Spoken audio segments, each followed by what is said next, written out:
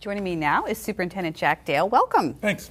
Well, it's that time of year again, our favorite time of year, which is budget season. Yes. You've introduced your budget to the school board, and give us some highlights. But first, well, I'll tell you what, give us some context in which you presented this budget. Well, one of the first things is a different financial picture for the county. We had a briefing from the county exec and his staff with a joint meeting with the two boards some time ago, a month or so ago. And what we're seeing in the county is actually slightly increasing revenues. The tax base, the property values, both commercial and residential, have really stopped dropping, and slight upticks, at least in residential.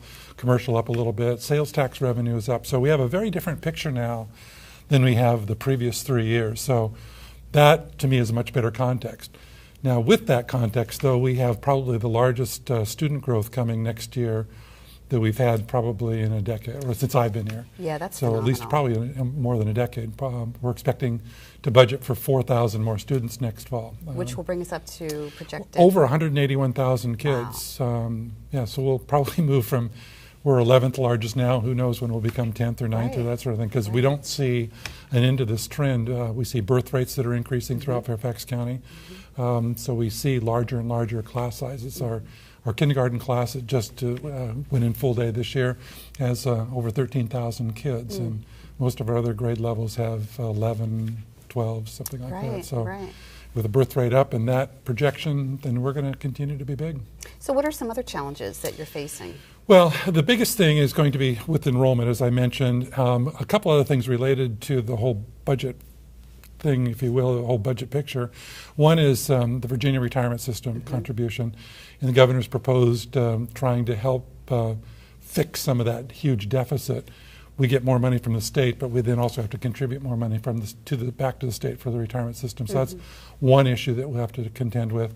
Another one is, if you maybe recall, we had federal jobs bill money for actually 2 or 3 of the last 3 years that we were able to use strategically, but that'll be gone this next year. So we'll have a hole of $21 million worth of staff and guidance counselors, psychologists, social workers, special education teachers that we will have to then replace with local funds. So that's going to be one challenge. And the federal stimulus money, in addition to the jobs bill money, has gone away as well. Yeah, right. So we're done with any additional federal stimulus. And then the last one, which is always a challenge, is employee compensation, just the basic pay for people. We recognize the retirement system is one issue for the future for people, but we have to take care of people currently and making sure that we have competitive salaries. Right. So those are kind of the broad areas. Right. Let me just clarify something. What does it mean to have more kids in the school system? Well, more kids for us, actually there's an underlying issue that we need to talk about. One is just every 25 or so more kids, you're going to have another teacher. So you add more, you add more, you add more. We're opening 2 new schools next year. Has yet to be named, soon to be named, but the old Lacey site will have an elementary school, and the South County Middle School will be opening. So we have some overhead that goes with those. But then the other thing that's happening with our enrollment is we staff schools with additional teachers for English as a Second Language program and also children in poverty. We reduce class sizes substantially. And both of those are continuing to grow. To give you a little flavor for ESOL population, I think over the last 5 years, we're in excess of a 48% increase in English as a Second Language population. Wow. Just amazing. Yeah. And then our poverty rate over the last 5 years has moved from a little above 20% to now over 25% poverty level. So that's another huge jump, which for us in the budgeting side means more staffing than we would otherwise typically put out in the schools. Because we see better results when you that's our direct more success. resources. We're one of the few systems across the nation that have built into our staffing model additional resources based on poverty and based on English Second Language.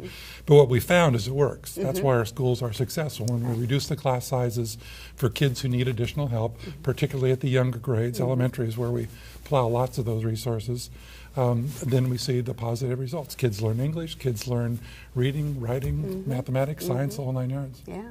Now, let's take a look at the state picture. What do you see there? The state, the governor has just released his proposed budget, and so we have some things in his proposed budget. we're going to have to probably wait for another 2 months before we start seeing which bills are going to sift out and emerge. So the one thing we see at the state picture is for Fairfax, 3 pieces of good news. With our membership going up, which is not helpful, we actually get more state revenue. Okay. Oh, that's good. State sales tax revenue is up. People are spending money. We're getting more sales tax revenue. That's a good picture.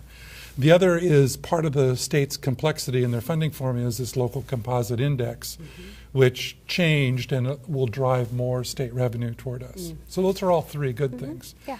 The bad thing is that the governor has also proposed not funding additional money for higher cost of living in circumstances in Virginia.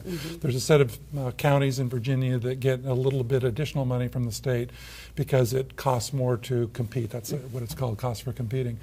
And for Fairfax, that means a loss of almost $12 million this next year.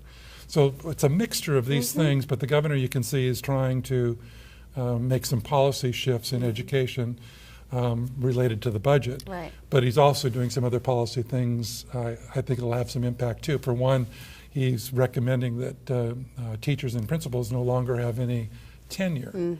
Well, I'm sure that teachers and principals are going to react to that saying, well, wait a minute, if I don't have any tenure, then I probably should have some job security, job income to kind of compensate for that. So we'll see how that one plays out and whether that legislatively passes. The other good news with the governor that'll impact us not next year but the following year is he's proposed elimination of the restriction on starting before Labor Day.